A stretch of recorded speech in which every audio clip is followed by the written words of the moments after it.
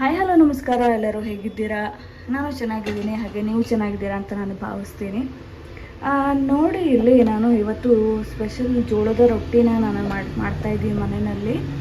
So ಅದಕ್ಕೋಸ್ಕರ ನಾನು ಒಂದು ಪಾತ್ರೆಯಲ್ಲಿ ಸ್ವಲ್ಪ ಏನಂದರೆ ನೀರನ್ನ ಕಾಯಕ್ಕಿಡ್ತೀನಿ. ನೀರು ಸ್ವಲ್ಪ ಕುದಿಬೇಕು. ಇದಕ್ಕೆ ನಾನು ಸ್ವಲ್ಪ ಉಪ್ಪನ್ನು ಆ್ಯಡ್ ಮಾಡ್ಕೊತೀನಿ.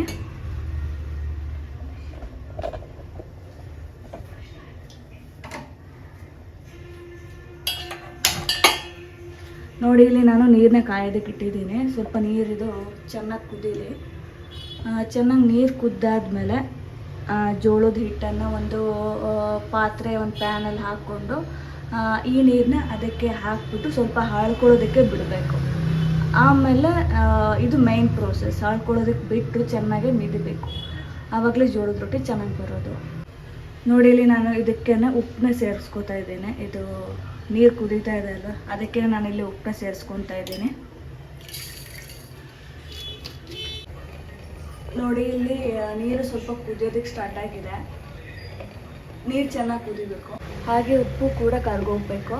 ನಾನು ಈ ಥರ ಒಂದು ಪಾತ್ರೆನ ತೊಗೊಂಡಿದ್ದೀನಿ. ಈ ಪಾತ್ರೆಗೆ ಸ್ವಲ್ಪ ಜೋಳದ ಹಿಟ್ಟನ್ನು ಹಾಕೋತೀನಿ.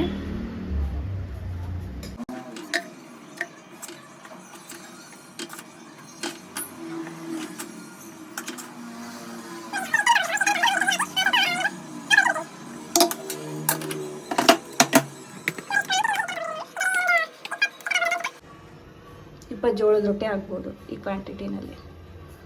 ಸೊ ಇದಕ್ಕೆ ಇಲ್ಲಿ ಕುದೀತಾ ಇರೋ ನೀರನ್ನ ನಾನಿಲ್ಲಿ ಆ್ಯಡ್ ಮಾಡ್ಕೊತೀನಿ. ನೋಡಿಲಿ ಸ್ವಲ್ಪ ಮಳ್ತಾ ಇದೆ, ಆ ನೀರನ್ನ ಆ್ಯಡ್ ಮಾಡ್ಕೊತೀವಿ. ಉಪ್ಪು ಕೂಡ ಕರಗಿದೆ.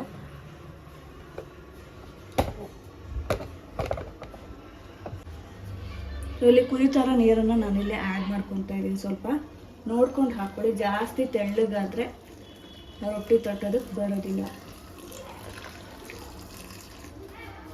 ನಾನಿಲ್ಲಿ ಒಂದು ವುಡನ್ ಸ್ಪೂನ್ನ ತೊಗೊಂಡು ಮಿಕ್ಸ್ ಮಾಡ್ತಾ ಇದ್ದೀನಿ. ಸ್ವಲ್ಪ ಅಳ್ಕೊಳ್ಳಿ ಇದೆ ಎಲ್ಲ ಚೆನ್ನಾಗಿ ಅಳ್ಕೊಂಡಾದ್ಮೇಲೆ ಮತ್ತು ತಣ್ಣಗಾದ್ಮೇಲೆ ಜೋಳದ ರೊಟ್ಟಿನ ಮಾಡೋಣ.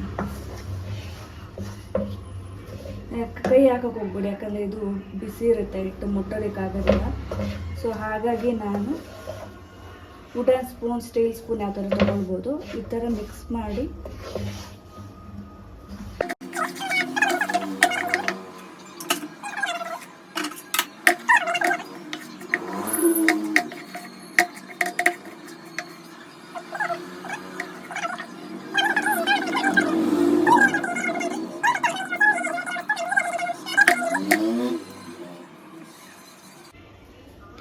ಇದೀಗ ಸ್ವಲ್ಪ ಹಾಳ್ಕೊಳ್ಳಿ. ಹಾಗೆ ಒಂದು 5 ರಿಂದ 10 ನಿಮಿಷ ಹೀಗೆ ಬಿಡೋಣ. ಇದನ್ನು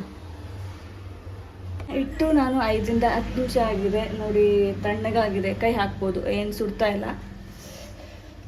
ಫಸ್ಟ್ ಇದನ್ನು ಚೆನ್ನಾಗಿ ಮಿತ್ಕೋಬೇಕು. ಇದರಲ್ಲೇ ನೀವು ಅಗಲವಾಗಿರುವಂಥ ಪರಾಟದಲ್ಲೂ ಕೂಡ ಪರಾಟ ಬರುತ್ತಲ್ವ, ಅದರಲ್ಲೂ ಕೂಡ ಹಾಕ್ಕೊಂಡು ನೀವು ಮಿಕ್ಸ್ ಮಾಡ್ಕೋಬೋದು. ಮಿಕ್ಸ್ ಮಾಡ್ಕೊಳ್ಳೋದಕ್ಕೆ ಈಸಿ ಆಗುತ್ತೆ. ಅಂದರೆ ಮಿಕ್ಸ್ ಅಂದರೆ ಚೆನ್ನಾಗಿ ಮಿದಿಯೋದಕ್ಕೆ ಈಸಿ ಆಗುತ್ತೆ ಅಂತ ಹೇಳ್ತಾ ಇದ್ದೀನಿ.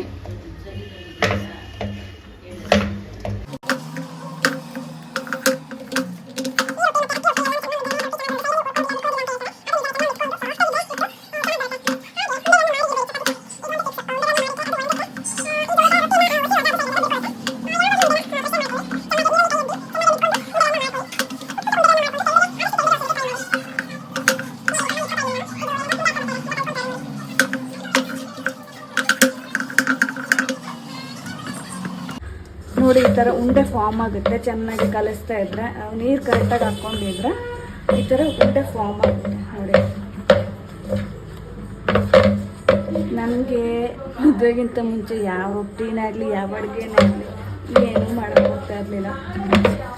ಎಲ್ಲ ಇಲ್ಲಿ ಬಂದು ನಾನು ಕಲ್ತಿರೋದು.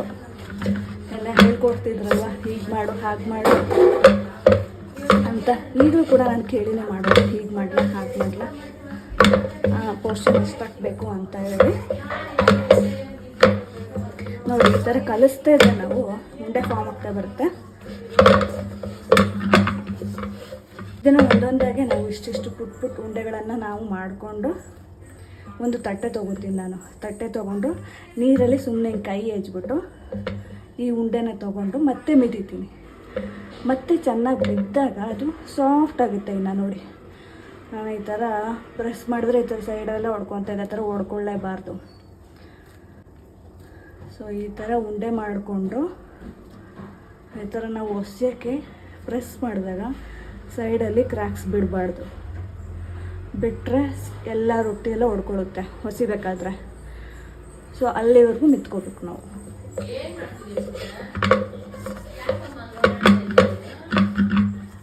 ತಟ್ಟೆನಾದ್ರು ತೊಗೋಬೋದು, ಇಲ್ಲ ಇಲ್ಲಿ ಸ್ಲ್ಯಾಬ್ ಇದೆಯಲ್ಲ ಸ್ಲ್ಯಾಬಲ್ಲೂ ನಾವು ಕೂಡ ಮಾಡ್ಕೋಬೋದು. ನಾನು ಇಲ್ಲಿ ಸ್ಲ್ಯಾಬ್ ಮೇಲೆ ಮಾಡ್ತಾಯಿದ್ದೀನಿ. ಹಾಗೆ ನಾನು ಈ ಜೋಳದ ರೊಟ್ಟಿಗೆ ಹೆಸ್ರು ಕಾಳ್ದು ಪಲ್ಯ ಮಾಡ್ತಾಯಿದ್ದೆ. ಬನ್ನಿ ಅದನ್ನು ಕೂಡ ಹೇಗೆ ಮಾಡೋದು ಅಂತ ತೋರಿಸ್ತೀನಿ. ನೋಡಿ, ಇಲ್ಲಿ ಹೆಸ್ರು ಕಾಳು ಪಲ್ಯ ಮಾಡೋದಕ್ಕೆ ಸ್ವಲ್ಪ ನಾನು ಇಲ್ಲಿ ಬಾಣಲಿನ ಇಟ್ಕೊಂಡಿದ್ದೀನಿ. ಬಾಣಲಿ ಕಾದ ನಂತರ ಸ್ವಲ್ಪ ನಾನಿಲ್ಲಿ ಎಣ್ಣೆನ ಹಾಕ್ಕೋತಾ ಇದ್ದೀನಿ.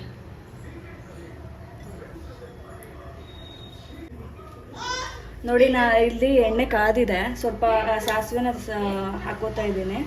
ಹೊಗೆ ಬರ್ತಾ ಇದೆ. ಇಲ್ಲಿ ಸಾಸಿವೆ ಸಿಡಿತಾ ಇದೆ, ಅದಕ್ಕೆ ನಾನಿಲ್ಲಿ ಸಣ್ಣದಾಗಿ ಎತ್ತಿಟ್ಕೊಂಡ್ರಂತ ಈರುಳ್ಳಿನ ಹಾಕೋತಾ ಇದ್ದೀನಿ.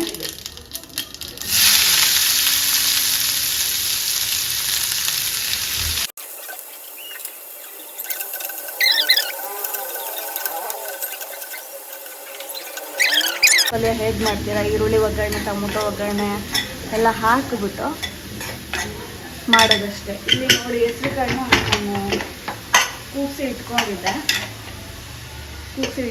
ಹೆಸರು ಕಾಳನ್ನ. ಸ್ವಲ್ಪ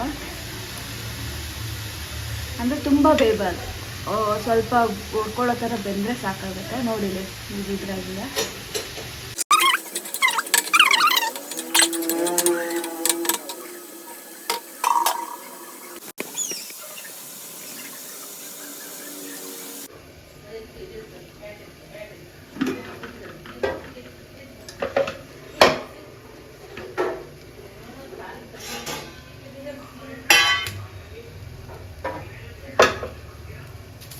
ನಾನು ಇಲ್ಲಿ ಒಂದು ತಟ್ಟೆನ ತಗೊಂಡು ಇದಾಗಲೇ ಸ್ವಲ್ಪ ನೀರಿಟ್ಟಿದ್ನಲ್ವಾ, ಏನೋ ಕುದಿಸೋದಕ್ಕೆ ನೀರಿಟ್ಟಿದ್ದೆ ಅಲ್ವಾ, ಅದಕ್ಕೆ ಸುಮ್ಮನೆ ಹಿಂಗೆ ಕೈಯನ್ನು ಹೆಚ್ಕೊಂಡು ಆ ಥರ ಸುಮ್ಮನೆ ಹಿಂಗೆ ಕೈಯನ್ನು ಹೆಚ್ಕೊಂಡು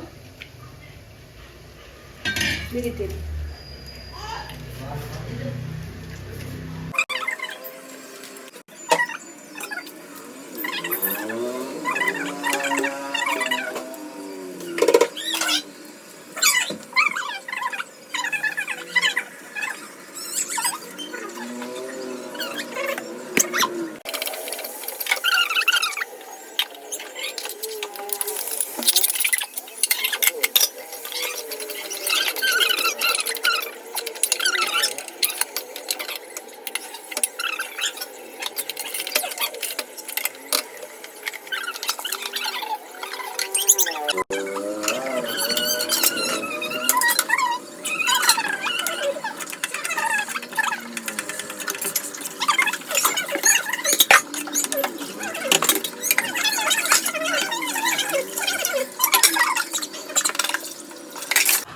ಚೆನ್ನಾಗಿ ಕಾಯಬೇಕು. ಹೆಂಚು ಚೆನ್ನಾಗಿ ಕಾಯ್ದ ನಂತರ ಜೋಳದ ರೊಟ್ಟಿ ಏನು ನಾನು ಹೊಸ್ಕೊಂಡಿರ್ತೀನೋ ಅದನ್ನು ನಾನು ಇಲ್ಲಿ ಹಾಕ್ತೀನಿ.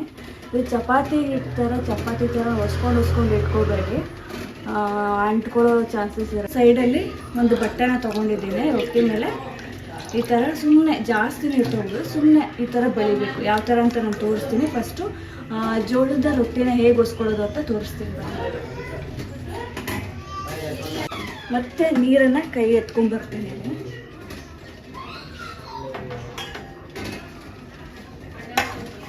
ಕೈ ನೀರು ಎತ್ಕೊಂಡ್ಬಂದಿದ್ದೀನಿ. ಮತ್ತೆ ಮಿತ್ಕೊಂಡು ಅಂದರೆ ನೀವು ಪ್ರತಿ ಸರಿ ರೊಟ್ಟಿ ಮಾಡುವಾಗಲೂ ಕೂಡ ಈ ಥರ ನೀವು ಒಂದೊಂದೇ ಉಂಡೆನ ಮಿತ್ಕೋಬೇಕು. ಇಲ್ಲ ಅಂತಂದರೆ ಹೊಡ್ಕೊಳ್ಳುತ್ತೆ. ಉಂಡೆ ಮಾಡಿ ಇಡಬೇಡಿ, ಹೊಡ್ಕೊಳ್ಳುತ್ತೆ ಅದು. ನೋಡಿ, ಈ ಥರ ಉಂಡೆ ಫ್ರೆಶ್ಶಾಗಿ ಮಾಡಿಕೊಂಡು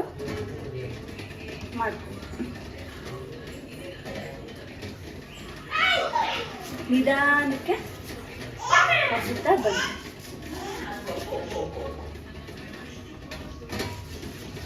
ಜಾಸ್ತಿ ಪ್ರೆಸ್ ಮಾಡಿ ಒಡ್ಸಕ್ಕೆ ಹೋಗ್ಬೇಡಿ, ಬಿಡ್ಕೊಳುತ್ತೆ.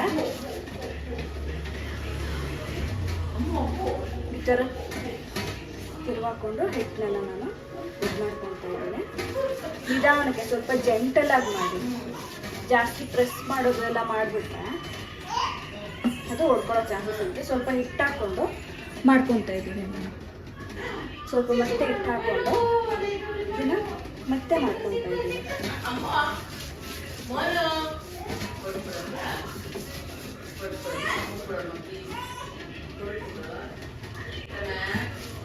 ನೋಡಿ ಸೈಡಲ್ಲಿ ಬಿಡ್ಕೊತಾ ಇದೆ ಅಂದರೆ ನಾನಿನ್ನು ನೀಟಾಗಿ ನಿಂತ್ಕೊಂಡಿಲ್ಲ ಅಂತ. ಚೆನ್ನಾಗಿ ನಿಂತ್ಕೊಂಡ್ರೆ ಅದು ಹೊಡ್ಕೊಳ್ಳೋದಿಲ್ಲ.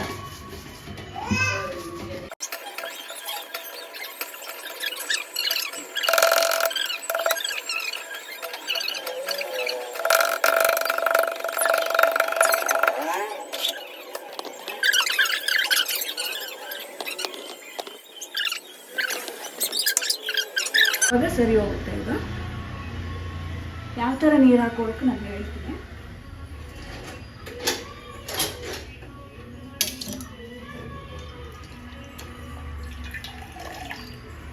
ಸ್ವಲ್ಪ ಇದು ಬೆಂದಾದ್ಮೇಲೆ ಸುಮ್ಮನೆ ಜಾಸ್ತಿ ಹಾಕೋಬಿಡಿ, ಸುಮ್ಮನೆ ಟ್ಯಾಪ್ ಟ್ಯಾಪ್ ಟ್ಯಾಪ್ ಟ್ಯಾಪ್ ಮಾಡಿ. ಒಂದು ಪುಟಾಣಿ ಚಿಕ್ಕದು ಬಟ್ಟೆ ತಗೊಂಡು tap tap tap tap tap tap tap ಮಾಡಿ.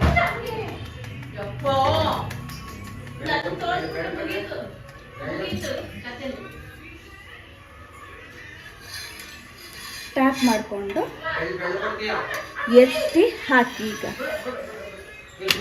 ಈಗ ಹಾಕಿ. ಜಾಸ್ತಿ ಸೀಯೋದಕ್ಕೆ ಬಿಡಬೇಡಿ. ಜಾಸ್ತಿ ಸೀದ್ರೆ ಅಷ್ಟು ರೊಟ್ಟಿ ಚೆನ್ನಾಗಿ ಬರೋದಿಲ್ಲ, ಟೇಸ್ಟ್ ಇರೋದಿಲ್ಲ. ಸೊ ಹೇಳಿದ್ನಲ್ಲ ನಾನು ಯಾವ ಥರ ರೊಟ್ಟಿ ಮಾಡ್ಕೊಳ್ಳೋದು ಅಂತ ಹೇಳಿ. ನಾನಿದು ಸೆಕೆಂಡ್ ಟೈಮ್ ಮಾಡ್ತಾ ಇರೋದ್ರಿಂದ ಈ ಥರ ಬಂದಿದೆ. ಇನ್ನು ಪರ್ಫೆಕ್ಟಾಗಿ ಮಾಡಬೇಕಂದ್ರೆ ನಾವು ತುಂಬ ಸಲ ಮಾಡಲೇಬೇಕಾಗತ್ತೆ. ಈ ಉತ್ತರ ಕರ್ನಾಟಕ ಸೈಡವರು ಪರ್ಫೆಕ್ಟಾಗಿ ಮಾಡ್ತಾರೆ, ಯಾಕಂದರೆ ಅವ್ರಿಗೆ ಮಾಡಿ ಅಭ್ಯಾಸ ಇರುತ್ತೆ ಅಲ್ವಾ. ಸೊ ಹಾಗಾಗಿ ಅವ್ರು ಚೆನ್ನಾಗಿ ಮಾಡ್ತಾರೆ.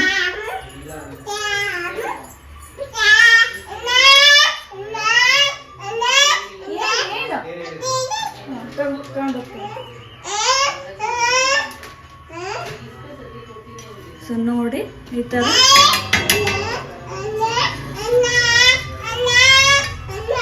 ಎತ್ಕೊಳ್ಳಿ. ನೋಡಿ ಇದನ್ನು ಬೇಯಬೇಕು, ಇನ್ನೊಂದು ಸ್ವಲ್ಪ ಬೇಯಬೇಕು. ಏನ್ ಬೇಕು ಸಿಂಚು? ಬರೀ ಬಿಚ್ಚಿ ತಿಂದ್ರೆ ತಿನ್ನಲ್ಲ. ಆಮೇಲೆ ನೀನು ತಗೋ ಬಿಚ್ಚಿ, ಖಾಲಿ ಬಿಚ್ಚಿ ಖಾಲಿ.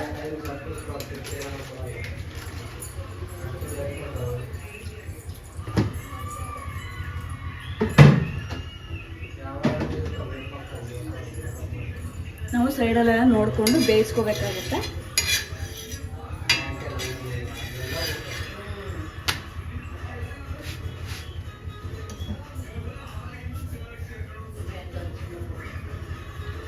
ನೋಡಿ ಸೈಡಲ್ಲಿ ಈ ಥರ ಹಾಕ್ಕೊಂಡು ಬೇಯಿಸ್ಕೊಳ್ಳಿ. ಇದು ಸೈಡಲ್ಲೆಲ್ಲ ಬೆಂದಿರಲ್ಲ, ಮಧ್ಯಭಾಗ ಬಂದರೆ ಇಲ್ಲಿ ಮಧ್ಯೆ ಉರಿತಾ ಇರುತ್ತಲ್ಲ, ಮಧ್ಯೆ ಉರಿತಾ ಇರೋದ್ರಿಂದ ಇಲ್ಲಿ ನೀಟಾಗಿ ಬೇಯುತ್ತೆ.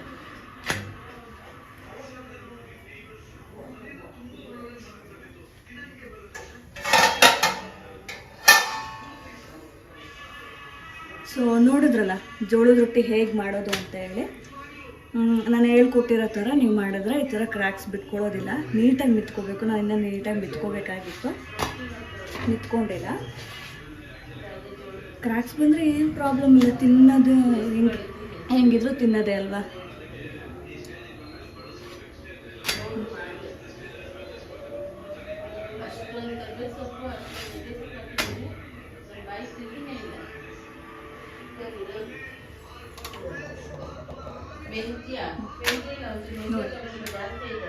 ಈ ಥರ ಆಗಿದೆ.